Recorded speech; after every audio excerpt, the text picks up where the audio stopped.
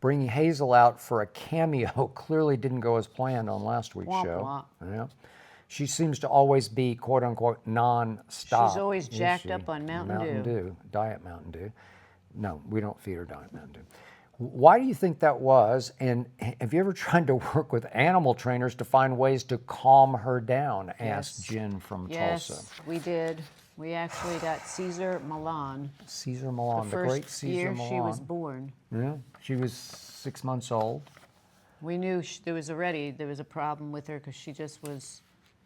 I used to carry her around in one of those little pouches. I would go to the grocery store with her in the pouch, and then after a while she was getting too big for the pouch, and then I was like, wow, I can't carry her anymore. By the way, she chose her because she thought I she thought she was going to be a teacup. At the teacup time, dog. Paris Hilton had a little dog. It was a very trendy thing to have little dogs. It was going to be her Carry dog. her around. I I'm going to wanted take her to nothing New to York do on the with plane. it. It never happened. Leave me But alone. anyway. You're going to do all the peeing and pooping. You do all that. The feeding. But you do anyway, it. we got a call from Cesar Millan. Yeah. He was doing a show with celebrities and their dogs, and he said, hey, if you want to be part of the video of me coming over to your house and checking out your dog and seeing how your dog is, I won't charge you, because he usually charges like $10,000 a pop to come to your house. So we said, okay. So he came over. I have the video. And he tried to teach her how to get on the, he put her on the treadmill. I have a video of her trying to go on the treadmill. I warned him when he came to the door. I said, this is going to be a tough one. And he's like, he said, oh, please. Okay. And then he blamed me that I was, what did he say? He said I was an enabler, that I treated her like, his big thing was he does not believe in treating animals like children or family members. He believes an animal is an animal and they have to work for their keep in their house. And he said, the problem with you, he goes, do you know why I have that house that I have and the whatever? He said, and he comes from Mexico, and he said the reason why is people here in the United States, thankfully, they treat their dogs, and that's why, like kids, and that's why I have to show up. That's why I have a nice house and I have everything else, because where I come from, we don't treat animals like that. Okay. Well, so, to Jen's question, I brought Hazel out. She's in the doghouse, like figuratively now, because she's just impossible. We had her out here for like 30 episodes. Yeah, we did, but then she started getting wacky, and it was too hard to talk. And I keep telling you, the biggest problem was when you started bringing treats, because if you have a bag of treats, she's just going to be crazed. But if you don't have the bag of treats, she just sits here and then she'll lick your hand it's so annoying for like an hour. She likes me. I can't help it. Well, I guess you have good skin. I don't know, but whatever. But no, it's not just that. Then she will start getting rambunctious. She's not like a dog that will just sit here and be quiet.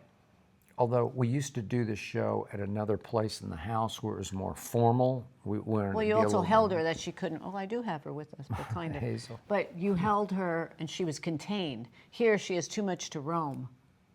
But Cesar then said, hey, I can come back, but you would have to trust me. And I said it's hard to walk her around. And he said, I promise you I could walk her and she'll be okay. And he said, but then I just gave up on it. It was like, and then he said, bring her to my place. He has a ranch near, Magic Mountain or somewhere? Yeah, we'd have to leave her for a couple of weeks. Yeah. And quite honestly, I don't trust people. I don't care who it is, how they're going to train your dog. I don't either. I'm sure training is going to include some kind of hitting or, I don't know. Some kind of discipline. So, discipline, leash collars with spikes, or I don't know what they do. Don't feed her if she doesn't do so whatever. Okay. She is who she is. So she's not going to change. What has evolved here is that I can control Hazel pretty well, and she won't listen to you at all. And I think it's a mother-daughter thing. She's very smart, and she knows she can get away with bullying you, and she can't bully me. Well, she does bully you sometimes. It's not as though you get no bully from her. She has gone to bite you. She goes to bite me. Yeah, maybe a couple of times, and she paid for it, because I don't spare the rod and spoil the child. I don't. Get out of here. Well, did I not hit her? I swatted her. I did. No. I've hit her twice. Oh, I've taken a magazine and wrapped her on the nose or something. I popped her and she knew it. And she's like, whoops. You're not going to do that if I'm around. Not going to do that again. You're not going to. I'm not going to do that if I'm here. No way. Okay, but There's no violence in this house. No, there's no violence, but there's some discipline. And again, she will obey me, but I treat her way differently than you treat her. She's got some weird relationship with you. I don't know what it is. But you talk to her in baby talk, and she's not a baby, you know? Yes, she is. She's a dog who's 8 years old. I don't ever do that to her. I just talk to her like this. Talk to her. What have you read lately? She's an adult. What have you read lately, Hazel? Yeah, well, I read The Sun Also Rises. Thank God she is not a child, because the other night I had to call my sister Joyce, and I said, do you believe you have her holed up in your room on football Sunday? Mm-hmm. I put the dinner down in the kitchen for her to eat, and then it's like 7:30, and I knocked on your door to do something, and I see she's laying in her bed on the floor, and she still hasn't eaten her dinner. I said, she has to eat it. You would have just let her not eat for the rest of the night. But she'll eat when she decides. You can't do that. She has a mind of her own. She has to eat. Good thing you were not. Every time you tell her to eat, when you tell her to eat, she won't eat. Well, now she's gone into she's a different in a rebellious against mom stage. It's a mother-daughter. She only will eat if you're sitting there or standing there. So that's true. Now it's gotten to be. I have to go into the kitchen and like stand there. From now on, they while should she's call her eating. Mrs. Bayless. Jealousy. Hazel Bayless. We've got this triangle relationship. Oh, We're going to have to get a therapist involved. Yeah, please go with the dog. Well, you're resentful that she likes me. Oh, I don't care if she likes you, but it just gets crazy that she won't. If I say, Hazel, do you want to go out? She looks to see if you're going to say okay. What is this like? I give it up. Well, she was supposed to be your dog. Now you're just resentful. Right, I'm resentful. I'm going to get I would like to get, instead of that, I would like to get a goat. Get a goat? Or a pig, a little potbelly pig. I'd like to get a potbelly pig. Well, if we went to get a goat, we could get Jordan or Brady, right? Oh, yeah, that's funny. Potbelly pig is what I would like. Yeah, I saw the other day, I watched a video. The potbelly pig was with, it's in Central Park.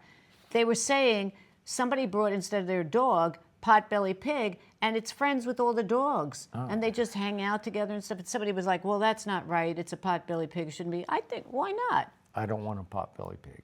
I'm not saying you can have it. You don't have to have it. We might have to get a second dog that would then be your dog. Right, okay? right. We'll keep trying until somebody becomes my animal, the potbelly pig. But at least Hazel would be put back in her place if you had another object of your affection, right?